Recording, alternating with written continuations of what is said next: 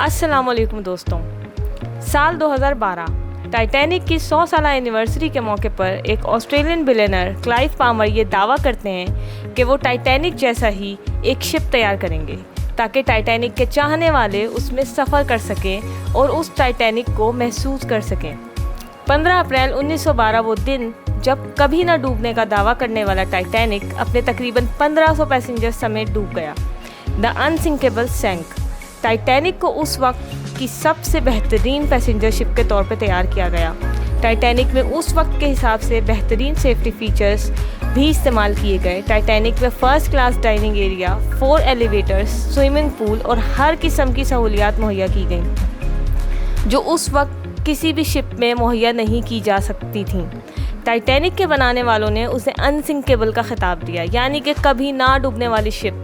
जिस तरीके से उसको तैयार किया गया, उसमें डबल डेक बनाए गए, उसमें उस वक्त के टेक्नोलॉजी फ़ीचर्स लगाए गए, सेफ्टी फ़ीचर्स लगाए गए, तो उनको ऐसा लगता था कि ये शिप कभी भी नहीं डूब सकता। जो कि 15 अप्रैल 1912 को एक बहुत बड़े आइसबर्ग के टकराने से शदीद मुतासिर हुआ और आखिरकार 3 घंटे के मुख्तसर से वक्त में 1500 पैसेंजर समेत समंदर की गहराइयों में डूब गया। इसके डूबने के और टकराने के और इस इंसिडेंट के पीछे बहुत सारे अवामिल थे, जिनमें सबसे बड़ा जो रीज़न था वो ये था कि टाइटैनिक की तेज़ रफ्तारी। टाइटैनिक को वो बहुत तेज़ रफ्तारी से चला रहे थे, जबकि उन्हें इस बात का इल्म था कि इस समंदर के अंदर बहुत सारे आइसबर्ग्स हैं और उनसे टकराने का ख़दशा भी हो सकता है। तो अगर उस वक्त वो उसकी रफ्तार का ख्याल रखते तो और उन्हें टाइमली आइसबर्ग के बारे में पता चल गया था, तो वो शिप को डाइवर्ट करने में या उसको रोकने में कामयाब हो जाते और ये हादसे से ये शिप बच जाती।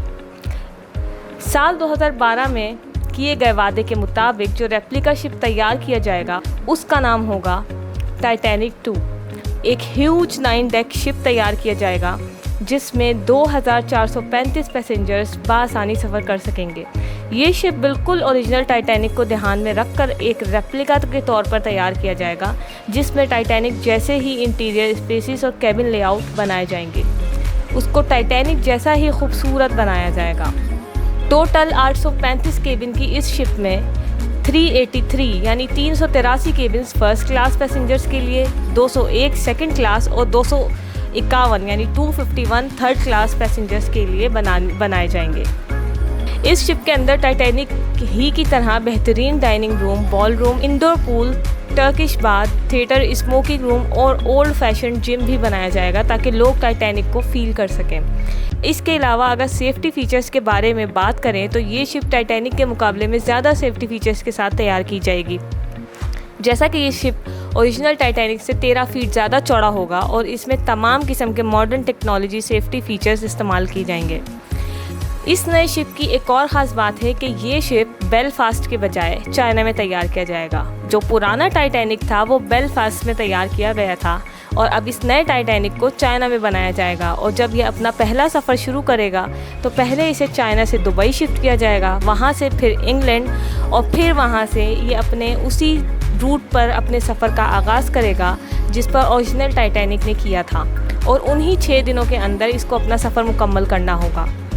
इस नए शिप के बनाने वालों ने ये भी डिसाइड किया है कि इस शिप में सफ़र करने वाले तमाम पैसेंजर्स सफ़र के 6 दिनों के दरमियान में तमाम 3 क्लासेस में सफ़र कर सकेंगे और मिस्टर पामर ख़ुद 3rd क्लास में सफ़र करेंगे किसी अजनबी मुसाफिर की तरह, ताकि उन्हें वहाँ कोई ना जानता हो और वो टाइटैनिक को फील कर सकें।